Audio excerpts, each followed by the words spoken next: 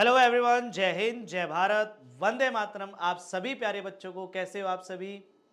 तो यार सबसे पहले आप सभी बच्चे जय हिंद कमेंट कर दे कमेंट बॉक्स में। काफ़ी दिनों बाद जो है आप लोगों से मिले हैं यूट्यूब पे।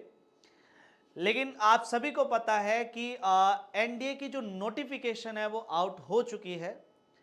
तो काफ़ी बच्चे ऐसे होते हैं जो नोटिफिकेशन का वेट करते हैं और उसके बाद एक्टिव होते हैं। आज की इस वीडियो में मैं आपको बताने वाला हूं कि आपका जो आगे 100 डेज है, मतलब मैं लगभग 100 दिन मान के चल रहा हूं। वैसे तो अगर आप देखो तो आज से अगर काउंट करो तो लगभग 4 महीने हैं आपके पास, 120 दिन है आपके पास। लेकिन मैं टोटल आपको 100 दिन का 100 डेज के बारे में प्लान बताने वाला हूं कि किस तरीके से आप अपने मैथमेटिक्स के पोर्शन को इन 100 डेज में अच्छे तरीके से कवर कर सकते हो। और अगर आप 100 डेज में उस सिलेबस को कवर करना चाहते हैं तो किस तरीके से आपका जो प्लान है वो रहने चाहिए, तो वो सारी चीजें हम डिस्कस करेंगे। और सारे बच्चे प्लीज आपसे रिक्वेस्ट है कि जय हिंद जरूर कमेंट कर दीजिएगा कमेंट बॉक्स में। और इसके साथ साथ मैं आपको एक बहुत ही शानदार सी न्यूज दे रहा हूं कि हमने जो है वो एक 100 days rankers offline batch launch किया है, जो हमारा 5 जनवरी से स्टार्ट होने वाला है। और एग्जाम टाइम तक ये बैच हमारा रहेगा, मतलब इसमें सिलेबस प्लस में मॉक टेस्ट आप लोगों को करवाए जाएंगे।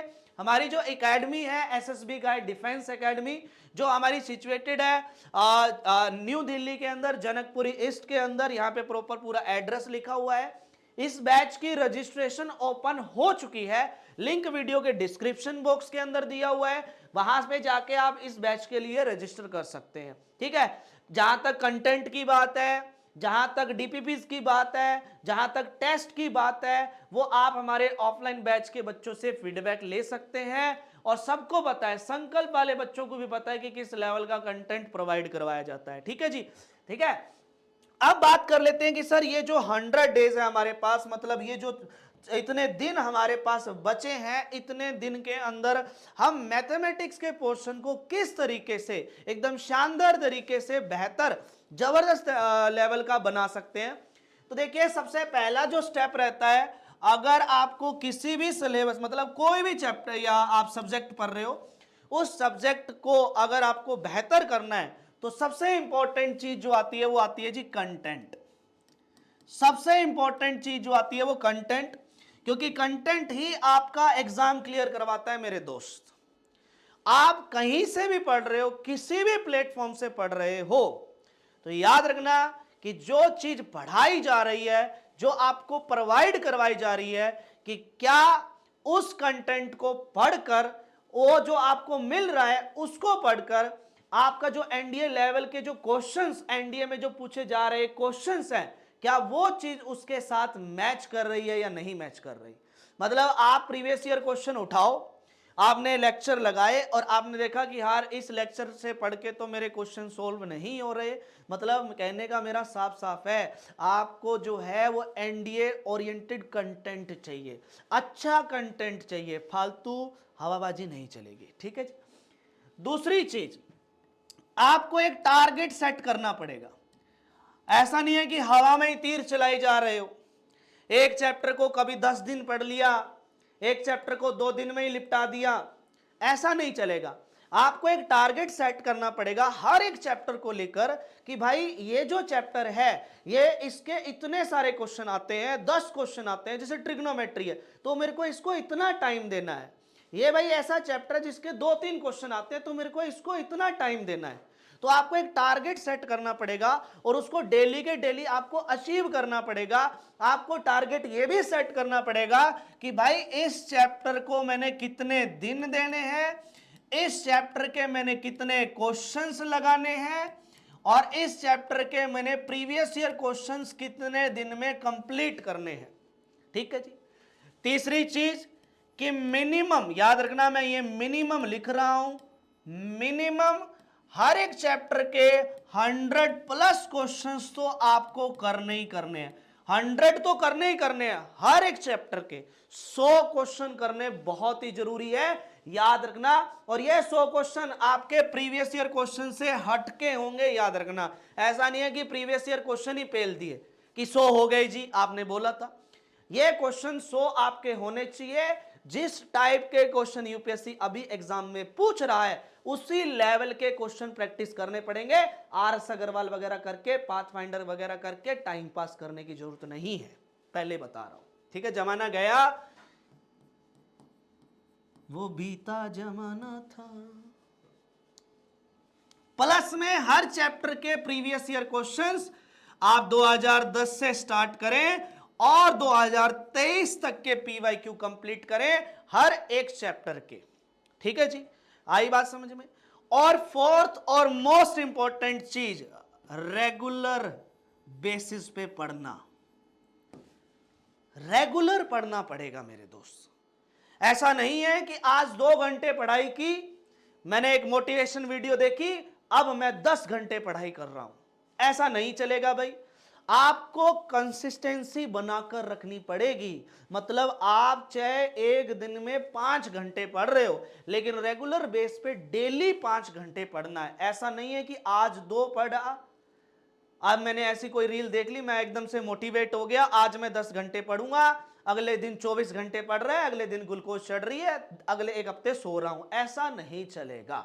रेगुलर बेस पे आपको सारी क्लासेस फॉलो करनी है। जिसको भी आप फॉलो कर रहे हैं, डेली के डेली आपको क्लास को फॉलो करना है और डेली के डेली उसके नोट्स, डेली के डेली उसको पढ़ना। जितना करवाया है, जितना भी टारगेट आपने डिसाइड किया है, उस टारगेट को डेली के डेली कंप्लीट करना ही आपका टारगेट है।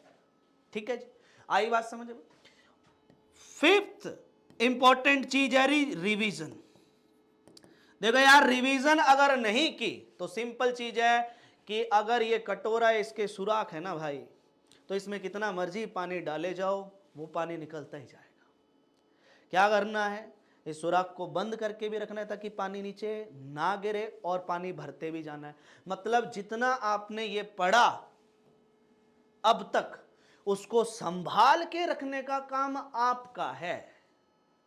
उसको संभाल के रखने का काम क्या है, आपका है। ऐसा नहीं है कि नया पढ़ते जा रहे हैं और पीछे वाला गायब होते जा रहा है, तो उसका मतलब फायदा तो नहीं हुआ। तो इसका मतलब क्या होगा कि वो तभी जब आप उसको बार बार रिवाइज करेंगे।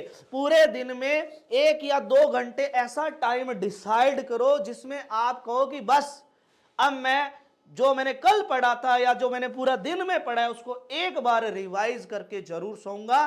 तो रिवीजन बहुत इंपॉर्टेंट है। जितना आप पढ़ रहे हो उसको संभाल के रखना बहुत इंपॉर्टेंट है, क्योंकि नया कितना भी पढ़ते जाओ, अगर पीछे वाला भूल गए तो फिर नया पढ़ने का फायदा नहीं है मेरे दोस्त। तो रिवीजन इंपॉर्टेंट है, ये बात ध्यान रखना आप लोग। ठीक है जी, तो ये सारी चीजें जो आपको ध्यान रखनी है।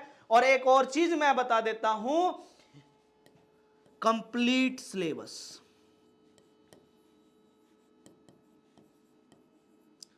अभी से चैप्टर नहीं लिखने, 100 दिन है, 4 महीने मान के चल रहा हूं मैं, 4 महीने 120 दिन है अगर आज से काउंट करें तो मैं 100 ही मान लेता हूं। मेरा यह मानना है कि 100 दिन में भी अगर बच्चा अच्छे तरीके से ये सारी चीजें एकदम रेगुलर बेस पे एकदम अच्छे तरीके से मैनेज करता हुआ चले तो आप सिलेबस को कंप्लीट कर सकते हैं। अगर आपने अभी से ऐसे सोच लिया कि मैं इतना पोर्शन पढ़ लूंगा जी, मैं इतना पोर्शन पढ़ लूंगा जी, ये इतना पढ़ लूंगा जी, आधे तो वहीं पे आपने छोड़ दिया। देखो आप ये सोच रहे हो कि भाई 28 में से अगर मैं 15 चैप्टर कर रहा हूं, तो आप ये देखो कि बाकी जो चैप्टर 13 चैप्टर है उनके नंबर तो भूल जाओ। 120 में से सीधा 50% सिलेबस गायब आपने खुद ही कर लिया। मतलब अब आप 60 क्वेश्चन पे आ गए, आए कि नहीं आए। अब 60 में से इस बात की क्या गारंटी है कि आप जो पढ़ के जा रहे हो उसी में से नंबर ऑफ क्वेश्चंस ज्यादा आएंगे। यूपीएससी है भाई, कुछ भी हो सकता है। हो सकता है कॉम्प्लेक्स के 10 आ जाए, हो सकता है कॉम्प्लेक्स का 1 आए।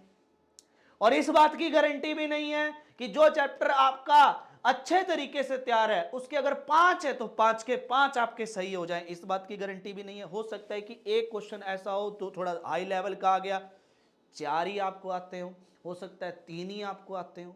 समझ रहे हो। तो आपको हमेशा क्या करना है, सिलेबस कंप्लीट सिलेबस करने की कोशिश करनी है, पूरा सिलेबस पढ़ के जाने की कोशिश करनी है। फिलहाल के लिए अभी से अगर आप ये स्टार्ट कर रहे हैं तो ये सारी चीजें आपको ध्यान रखनी है। अगर आप ऐसा करते हैं तो 101% आपका जो मैथमेटिक्स का पोर्शन है एक अच्छे स्कोर के साथ उसको आप क्लियर कर सकते हैं। आई होप कि इस वीडियो से आपको काफी हेल्प मिली होगी। और अगेन मैं आपको बता देता हूं कि हमारा जो ऑफलाइन बैच है वो स्टार्ट हो रहा है 5 जनवरी से। जो भी बच्चा ऑफलाइन में आके हमसे पढ़ना चाहते हैं जिसको चाहिए कि सर ये रेगुलर बेस पे मैं खुद से कर नहीं पा रहा, तो मुझे अगर कोई प्रोवाइड करवा दे तो ये सारी चीजें रेगुलर बेस पे आपको मिलेगी हमारे ऑफलाइन बैच में, तो आप उसके लिए रजिस्ट्रेशन कर सकते हैं। 5 जनवरी से नया बैच स्टार्ट हो रहा है जी। आप सभी का वेलकम है जो भी ऑफलाइन आना चाहे, ठीक है जी। और अगर मैं फीस की बात करूं तो 30,000 रुपए उसकी फीस है। 30,000 तो इसकी फीस है, ये एकेडमिक फीस है आपकी 30,000 रुपए। हॉस्टल वगैरह का जो है पीजी वगैरह का आपको अलग से पे करना पड़ेगा, ठीक है जी। ओके, तो मिलेंगे गाइज नेक्स्ट वीडियो में, तब तक के लिए आप सभी बच्चों को जय हिंद, जय भारत, वंदे मातरम।